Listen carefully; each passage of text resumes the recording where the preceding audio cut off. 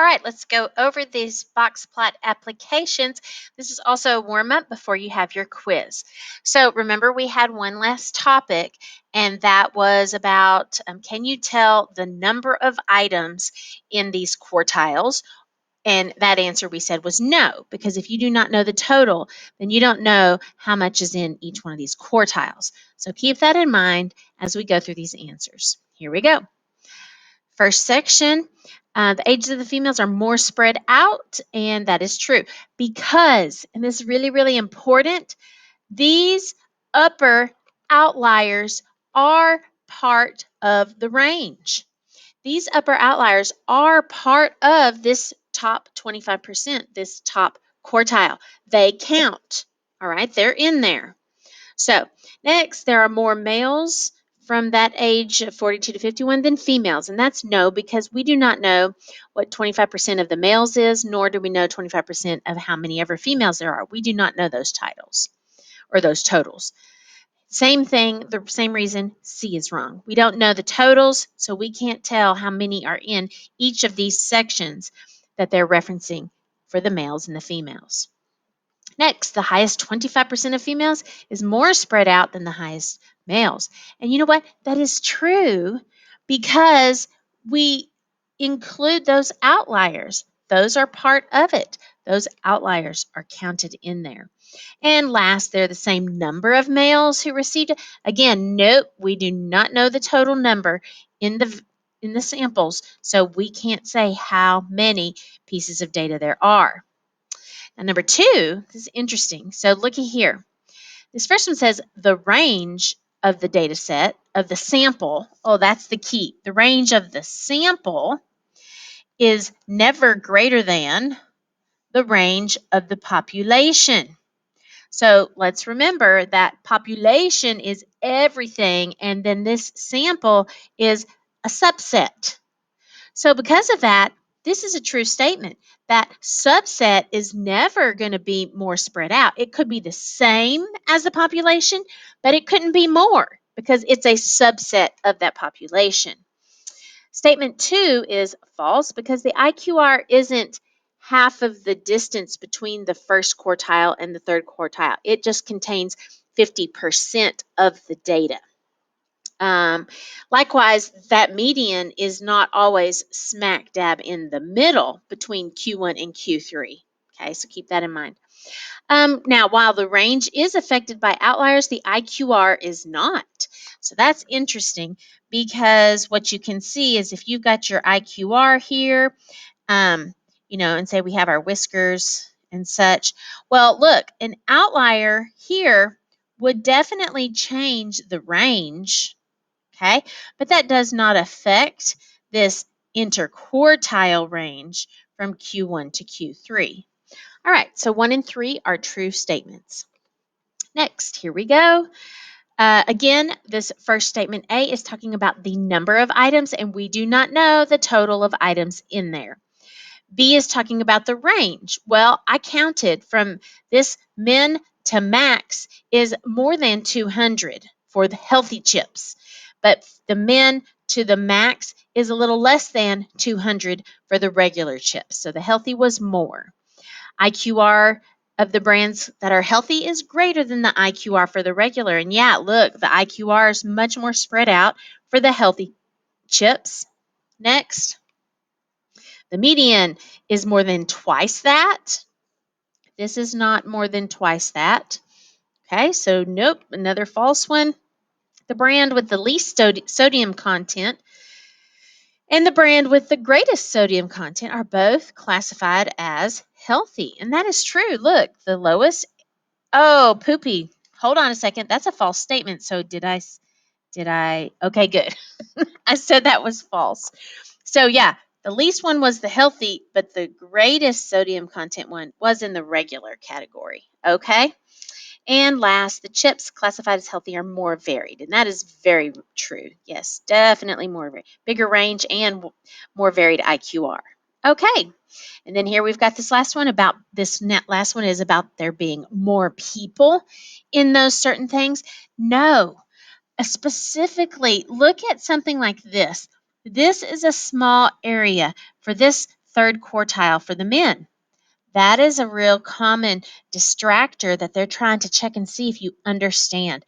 That does not, they might say that area has less than all the other areas. No, it doesn't have less items. It's just a smaller variability. Okay? Next, B says the person with the lowest pulse rate is the woman, and that is not true because we've got that man right down there who had the lowest. At least half of the women had higher pulse rates than 3/4 of the men. And so that's true. I have that here shown in blue. So here's the midway point for the women. There's half of the women. And look, that's it's almost higher than all of the men. But see, look, this Q3, that's the bottom 75% for men. So half for the women is more than the bottom 3/4 of the males. Okay. And finally, we've got this one here with more than half of the men had lower pulse rates than 3/4 of the women. That was not true. I think I showed that here. And then the spread of the lowest. Oh, if a man and a woman were randomly selected from the 40, then the man would have the lowest. That's not necessarily true because, see, look, you could have chosen that man and that woman. So you don't know that the random selections will be the lowest or the highest. They could be the same, even. The spread for the lowest quartile, that's the lowest 25% of the men, is about the same as the spread for the lowest quartile for the females. So let's see here.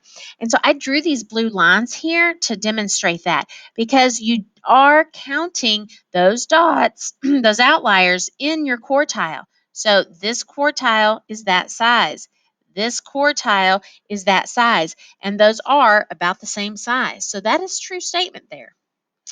All right. Next. Here we had some more true falses. So these are interesting here. The number of people surveyed at more than 4-year college is greater than the number of people surveyed at the high school. Okay, so that's false because we don't know about the number. Okay, the proportion of people surveyed from the first quartile to the third quartile at the 4-year college is less than. No, the proportions are both 50%. Okay. Next, IQR, from the number of visits, more for the 4-year college. The IQR is more for the 4-year college. Oh, wait. At the more than 4-year college, that's this one, is less than the IQR for the community college. Community college is wider. So it's false. Hold on. I think I'm reading that too fast. Number of visits at the more than 4-year college, that's this, is less than the IQR for this one here, the college community. Okay, community college. All right. D is true. 4-year level colleges have 25% of the people surveyed visiting twice and 25% visiting 3 times or more. That's why there are no whiskers. So that's an interesting topic. So we want to make sure we understand that. The reason that there are no whiskers here is because, there was a 25% of people that are right there on the edge of that box plot. So if you just say there's a bunch of people that got 2 visits, that's why 25% of the data is that edge of the box plot. Okay? That's why there's no whiskers. So at least 25% had 2 visits here. At least 25% had 3 visits here, and so on. Okay, so that was a big deal. That's a big thing to understand. That's why there are no whiskers. Okay. All right, and then the last one, the median number of visits is greater for the 2 different ones it was comparing. So you just had to take a look at that. That's false. So here we go. We've got this box plot. I'm sure I put that into my calculator to get that 5-number summary, which came out to this. IQR being pretty small at 3. So the lower fence was at 7.5. And so what that ended up doing was making 5 your minimum of 5 being a lower outlier. Then you have to see, okay, what is the next piece of data inside the fence? And that's 8. Okay, now our upper fence was 19.5 over here. So we had no upper outliers. So our whisker went to 16. Make sure that you scale, box, got your fences and outliers and whiskers proper. Do not dare let that whisker touch or cross the fence. But don't forget to label, label, label. Okay, that you're going to lose credit if you forget to do your labeling. Here was another one. Oh, and this one was so interesting because look at what happened when we had all our information in here. It was really interesting that our lower fence being at 48 means that 39 and 5 are outliers below the lower fence. So we show that there. And then the next piece of data inside the fence was 75. Well, that also ended up being Q1. So that's why it's so interesting that there also another reason there was no lower fence because we had those two outliers and the next piece of data was the Q1. So very interesting there. And so now we're just determining our outliers. Remember, you get a fence. Once you get your lower fence, see if the minimum is below the lower fence, and it was not. Here is the upper fence. See if the maximum is above the upper fence, and it is. So we have at least one upper outlier. There were no lower outliers. Here, once you get your fences, was there anything below 395? The min is below. So there's at least one lower. Now, I just want to reiterate to you why there's at least one lower.